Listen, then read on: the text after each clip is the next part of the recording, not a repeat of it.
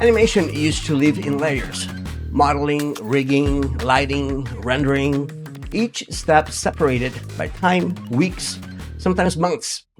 Today, performance, lighting, cinematics, and rendering can happen live inside real-time engines where iteration is immediate and decisions are visible in the moment.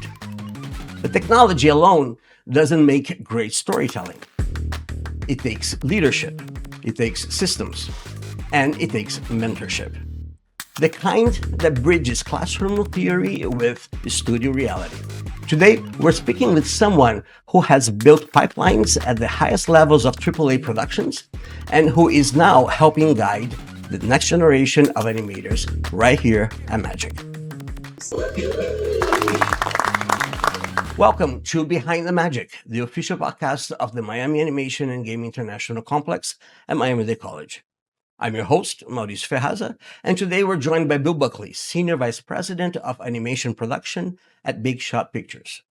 Bill brings more than 20 years of experience leading animation teams across AAA games, VR, and real-time production. His credits include Call of Duty, John Wick, VR Experience, Firewall, and the Guitar Heroes franchise. Bill is also an industry mentor at Magic, currently advising students on their capstone projects, helping them refine performance, pipeline efficiency, and storytelling clarity with a real-world production framework. Bill, welcome to the show. Well, thanks for having me.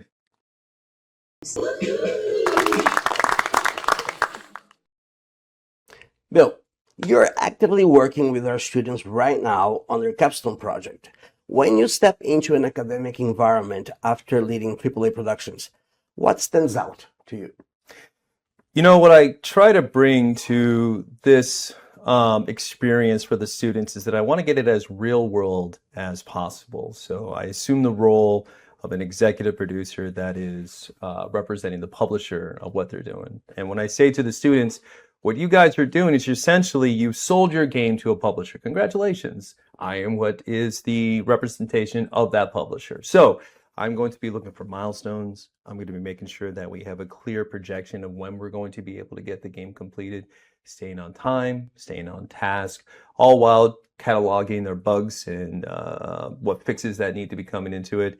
There's a lot of pressure that comes to it. Game development is difficult. And having someone that is able to guide them and make sure that there is always that goal in mind is an absolute pleasure to be able to bring to the teams. So what I really see is there's this, great energy of young students that are wanting to dive into it. And there's a little bit of kind of a shell shock because at one time, creating art, creating animations, creating video games, it was a fun experience, and it kind of stops being fun when you start realizing, hey, there's deadlines that we have to do, and we have to stay on task. So you've done a couple of projects already with us, right? That's correct. 3, and what can you say about where can it be improved? A trend from students something they underestimate, or they're students, they're learning. Sure. But what's your take on that? So I see a very common thing with students in which I'm actually glad to see, because I think it's a learning experience that they have to go through in order to become successful in doing this job. And really, there's a bit of an underestimation of how to prepare for showcasing what the work that they've done. And we have milestones. And what happens is that every time that I meet with them, I want to have a build in hand. And, I always say to them, if we're meeting on a Friday morning, you're not going to try making that build Thursday night, because Murphy's Law, something's going to go wrong. So you want to make sure that you give yourself a couple of days to get ready for that. And then you catalog along the way. And they're never ready. They're never ready. No, of course not. Of course not. But that's part of life. You learn about that. And, it's having those situations in which, there is a safe environment because we're here in school, and they learn this before going out there into the quote unquote real world and seeing it. But there are pressures with that. And I think it's one of those lessons that you really have to experience before you can, to learn it. It's not something I can kind of teach you. You really have to go through that. So really, I think it's a great opportunity for the students to see what that's like, see what production is really like, and experience those kind of difficult moments and learning when to get ready and learning to build management and pocket builds and, not waiting for the last minute. Does it get better along the way? Of course. Okay. Of course. That's Yeah, what I wanna hear. absolutely. Yeah. No, it definitely gets better. You have to go through that learning experience. And it's just real world. And I think what happens is that it starts to click. It starts to click where it's like, oh, okay, if we're going to have it ready at this time, we better back those days up and make sure that, we're ready now. And here's the lesson that is always difficult. If you schedule and say, we're going to start making the build 2 days before we're supposed to deliver it, we're going to have a cutoff time of, say, 3 o'clock.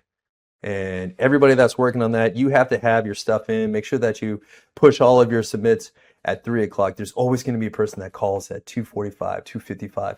Can I just get 10 more minutes? Can I get another hour? I really want to get this in, but I just need a little bit more time. The answer is no. The answer is no.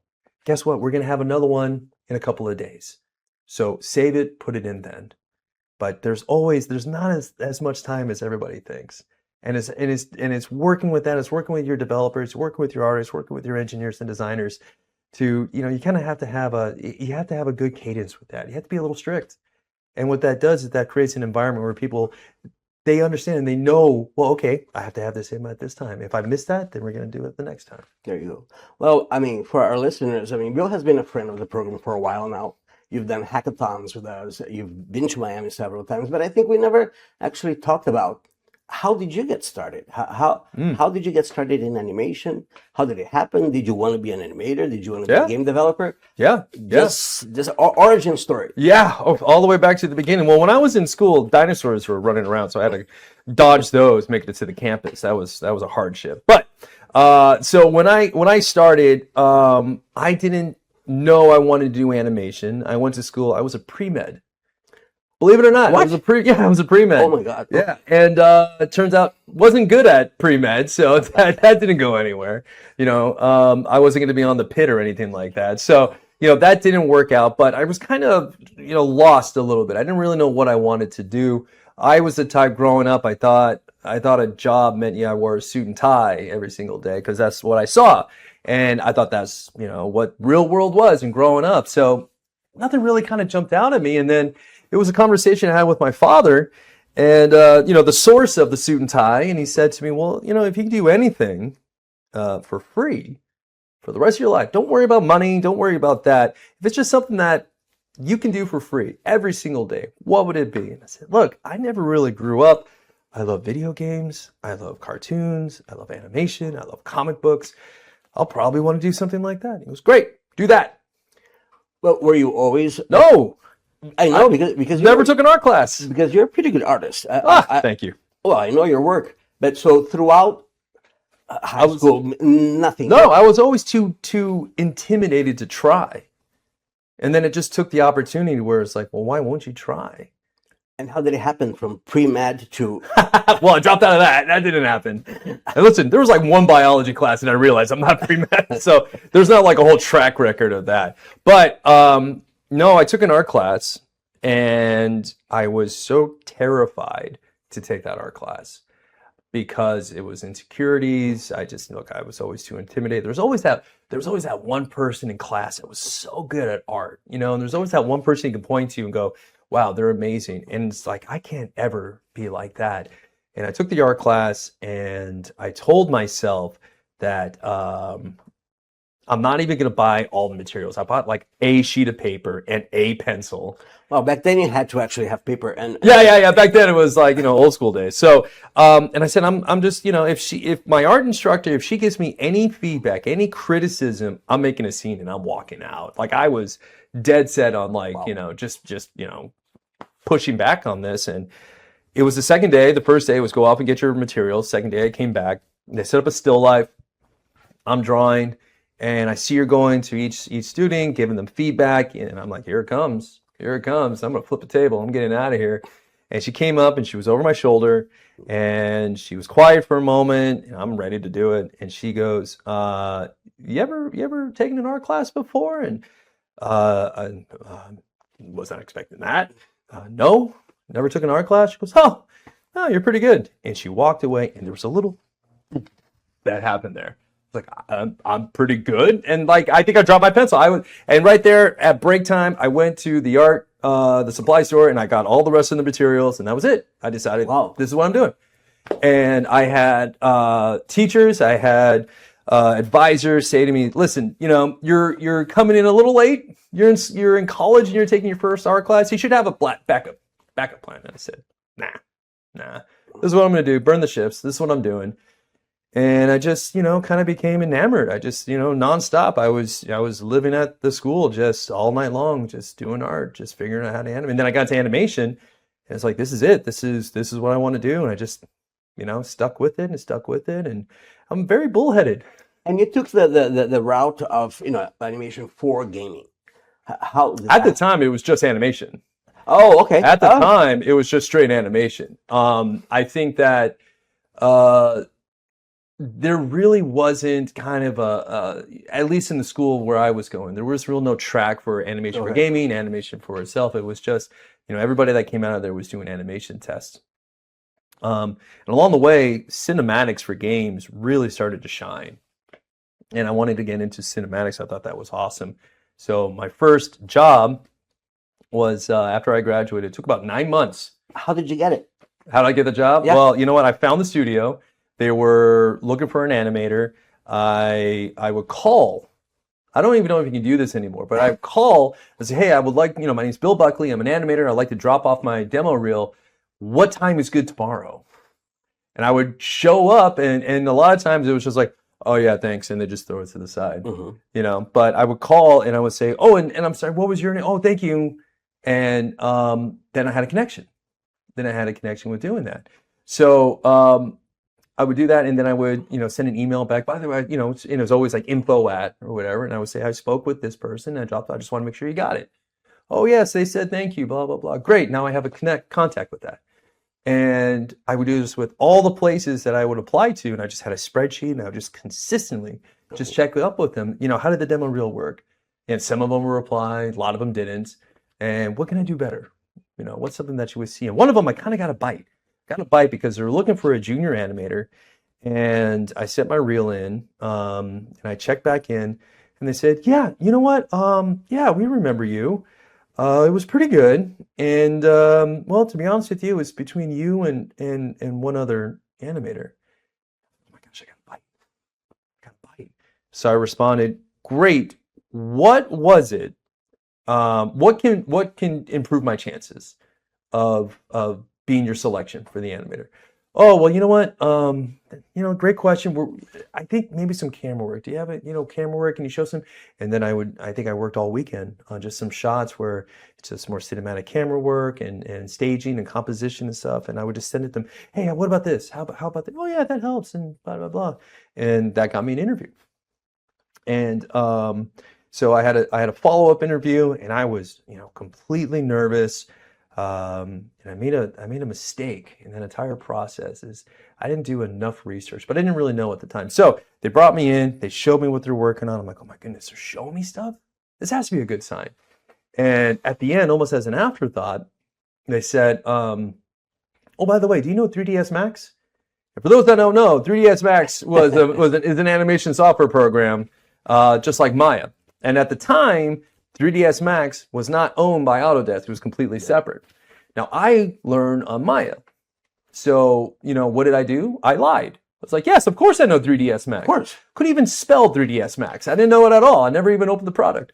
So, all right, great. That sounds awesome. And on the way home, I bought a book, essentially 3ds Max for Dummies. It was one of those kind of things, intro book. And I did that because this was even before YouTube. Now you can just go on YouTube. Yep. And honestly, looking at the book, I think it was published like in 2004, it said March 2004.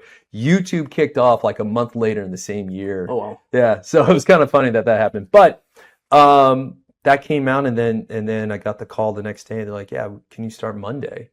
And I was elated, and then just seconds later, all of a sudden I got really, really scared because like I don't know 3ds Max. So I spent all weekend studying the book, doing the tutorials.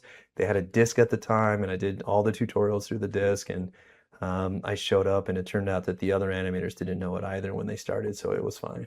I used to go to the library on Friday, Yeah. get the VHS with tutorials, Uh-huh. go home, copy them, Yeah. and then return it on Monday. Yeah. Yeah. So now you're on the other side of the Yeah. coin, right? Yeah. So when you're reviewing student work, if you want to hire someone, Mm-hmm. what do you look for first? Like what catches your eye? Is it the clarity or the timing of the animation, Mm-hmm. or if it's the style of a character? Mm-hmm. What do you look for? And I know you do like to review portfolio review. Yeah. So Yeah. So it kind of depends on the position, but I think that there's a common thread throughout all of that, and that is I don't want to see work that I look at and go, that was a tutorial. I don't want to see that. I want to see something that has their own voice in that. Show me who you are as an artist.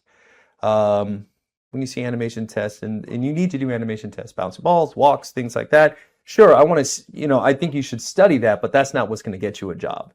What's going to get you a job is taking those lessons that you got from that and be able to say something that's your own voice. I want to see what you have to say. Show me something that's unique to you. And of course, I want to make sure that it's solid work, solid principles. You have to have the principles of animation in there. It has to be clarity. There has to be, I have to look at that, and if I get confused and go, whoa, wait a minute, what just happened there? I'm going to remember that one mistake versus the rest of it that could be fantastic.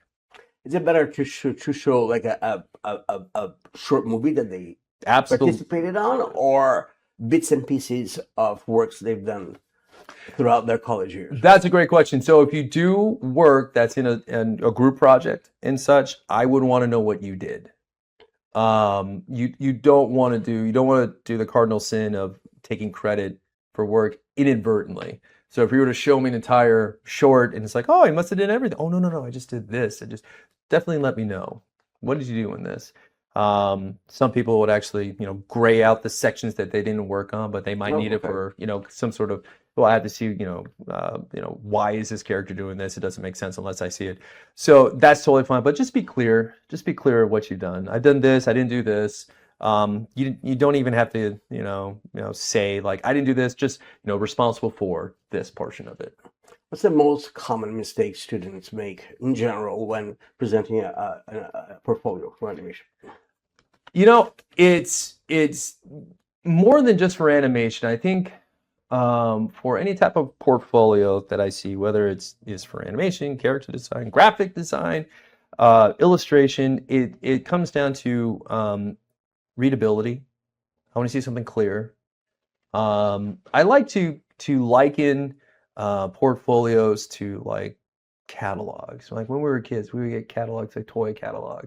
When you look through the catalogs, there's a design layout in which you're like, oh, I get it. I'm now looking at the car section. I'm now looking at the G.I. Joe section. It instantly reads. And when someone picks up the portfolio, they should, be able to thumb through it, and it should be instant read. Like, oh, that's great. That's great. That's great. Unfortunately, people, when they review portfolios, it's that fast. Great. Okay, move on. When I look at reels, sometimes I'm looking at a lot of reels throughout the day. So sometimes I click through. And if it's good, then I go back to the beginning and then I watch it through. But it needs to be just in that instant read, and every single, you don't want to add anything to the portfolio or your reel in which you're lukewarm happy about. It should be only the things that you're absolutely like, I'm proud of that. That worked extremely well. That can stand on its own, and I have absolutely no problems with people critiquing that on its own. And if that means that your reel is 30 seconds, then your reel is 30 seconds. Just make sure it's your absolute best work. All right. Many of our students, and Magic was starting more and more to incorporate Unreal into our classes. We just purchased a virtual production studio, which is totally run on Unreal. What's the difference? Maya versus Unreal. I can tell you, I am a wholehearted adopter of Unreal. I've always been a champion of new technology where I see that it makes a big impact in production. So I see a shift, not a shift, it's slowly moving towards Unreal Yeah. in the animation. For those of you who don't know, Unreal is a game engine similar to Unity, but now the animation industry seems, I know a couple of studios that are adopting it. Yep. Why? Well, gone are the days in which it's like, well, I have to render this. It's going to take me 4 weeks to render this. That's gone. That's not a thing anymore. Real-time lighting is incredibly fast. And also, you get to final picture very, very fast. So when I'm working with the Unreal Engine, previously when I would work in Maya, all animators remember working with the grayed out characters, and I don't see detail because I'm not able to render that fast, or if I do have textures, they're very they're the low quality. There's no lighting. I'm actually able to now animate with final lighting and how it's going to interact with the lighting. And what that does is that cuts down on your iteration time. Because before you would create in Maya, you would put into Unreal, you get the lights in and go, oh, you know what, I really want to punch up this area because the lighting's going to have this kind of effect, or, maybe this doesn't work as well. Let me kind of go back. And then you're doing the back and forth game, going back to Maya, exporting, bringing it back to Unreal. If you animate in Unreal, it's all right there. It's all final picture right there in front of you. So, oh, I can move the light, I can move this. And now you're not so much of just an animator on the character, you're now kind of animating the entire world. You're the puppet master. Explain the real ramifications of, okay, I'm creating everything in Maya, and I'm going to export it to Unreal versus creating everything in Unreal. Yeah, so it comes down to iteration. If Unreal is going to be your final, end product of where it's going to be rendered out, you don't have multiple packages where you're doing back and forth iteration time. We've been in the gaming industry, for some time now. Well, what's the mood in the industry right now? How would you describe what's going on? I know 2 or 3 years ago there were a lot of layoffs. Yeah. And now kind of settling, but what are your feelings towards the industry right now? There's ups and downs. And I'm not going to lie to you, it's not up. It's not up. But everything is cyclical. I've lived through very tough times in the industry. I've seen very tough times. I've seen very good times in the industry. I think what is most important, what I give, the credit, the advice that I give young artists and just artists in general, even veterans, is that find ways to adapt, find ways to grow. Where is the technology going? Much like with Unreal. Unreal is becoming more of a staple when it comes to animation production. Embrace it. If that's, if studios are starting to go that direction, try to be the first to jump on that train. Because eventually, they're going to look to people like that adopt it as early as possible to the ones leading the charge.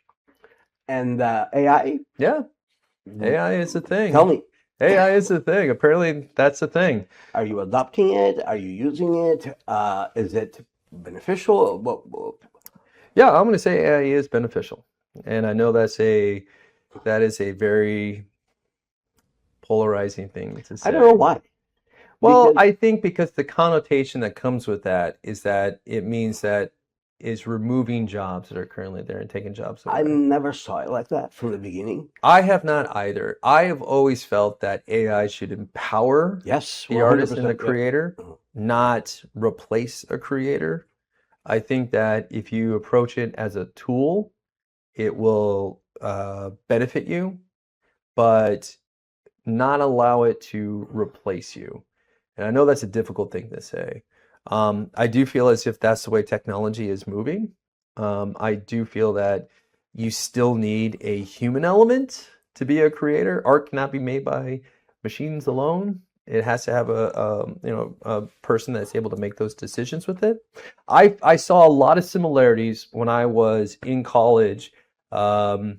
And the program that I was going to was a 2D animation program that was slowly adopting 3D. And 3D came in. And then 3D came in. Yeah.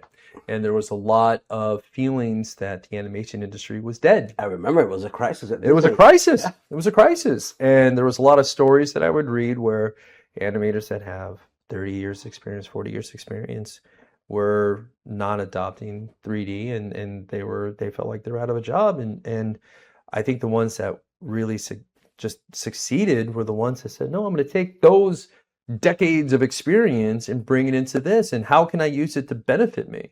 And, at the time, we didn't realize that the jobs that 3D animation created, we didn't know that. We didn't know what a lighter was. Yeah. We didn't know what, a rigger was. We didn't know what that was. I am optimistic.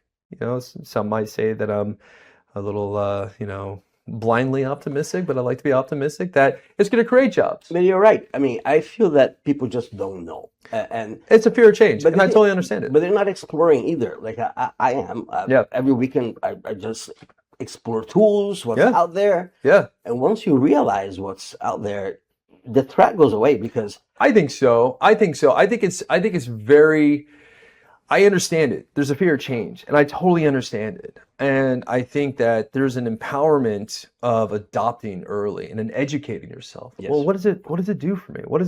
How does this benefit me? And then if you can use that tool to benefit yourself, then you're just gonna make yourself a stronger developer. So today, Mhm. would you hire someone who did not have any understanding of AI? Sure. I think that I don't think that you have to know AI in order to get a job out there. I would say the more that you are educated on the tools out there, the greater chance that you would have of getting a job. Okay, all right.